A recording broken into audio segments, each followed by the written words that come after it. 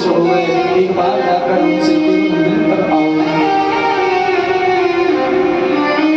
सुदामा ने कहा, देवी यदि तुम मिलने के उद्देश्य से भेजती हो, उत्तम स्वरूप दर्शनार्थ, इससे बड़े सौभाग्य की बात और क्या होगी। आज मैं अपने मित्र से मिलने जाऊंगा, उत्तम दर्शन होंगे।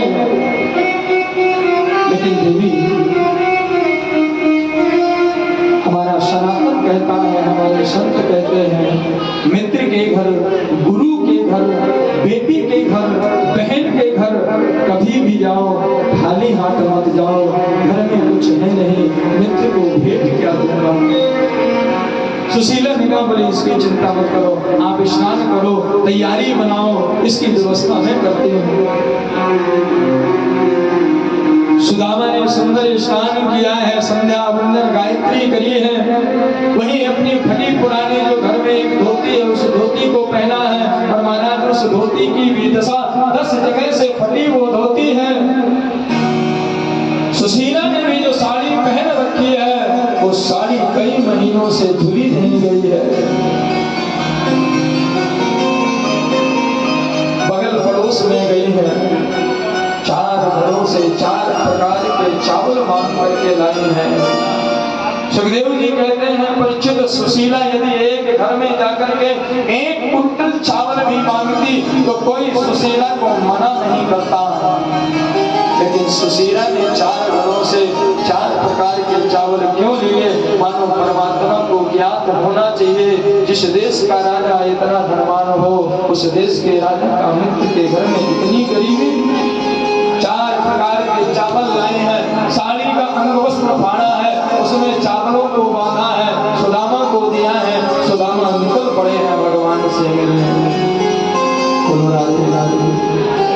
और भगवान से मिलने के लिए निकले हैं। महाराज चलते जा रहे हैं, चलते जा रहे हैं, पैरों में चप्पल नहीं है, खड़ाऊ नहीं है, नंगे पैर चल रहे हैं। चलते चलते कभी पैरों में कांटा चुभ जाता है, कभी कंकड़ चुभ जाता है, बैठ करके उस कंकड़ को, कांटे को निकालने लग जाते हैं। और भगवान इस दशा को देख करके आज द्वारकानाथ बैठे बैठे मन में ग्लानि पैदा कर रहे हैं। मन में उनके इतना अपार संकट आ रहा है, कष्ट आ रहा है। सुदामा, तेरे जैसा मित्र मिलना बड़े सौभाग्य की बात है। मेरा ये जीवन, मेरा ये अवतरण धन्य हो गया तेरे जैसे मित्र को पाकर। कई महीने व्यतीत गए, सुदामा को चलते चलते एक दिन हाथ करके थक करके एक नदी के किनारे बैठ गए और कहा, कृष्ण अब चलते चलते थक गया हूँ, मैं तुझसे मिलने बहुत दूर आ गया, अब तेरी गर्ज पड़े तो तू मिलने आ जा, अब मेरी बस की बात नहीं है। सुदामा जैसी ही बैठे हैं और बैठ करके भगवान से कहा है, हे प्रभु, हे द्वारकानाथ, यदि तेरी गर्ज पड़े तो तू मुझसे आ मिलने के लिए।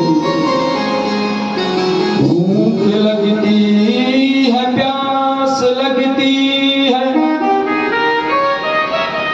जिंदगी अब उदास लगती है, कैसे आऊं मैं तेरी द्वारिका नगरी, आस भी अब निराश लगती है। मैं चलते चलते थक गया, 1 दिन हो, 2 दिन हो, 2 माह हो, 3 माह हो, आज चलते चलते सुदामा को 5 माह व्यतीत हो गए। वहीं सरोवर के किनारे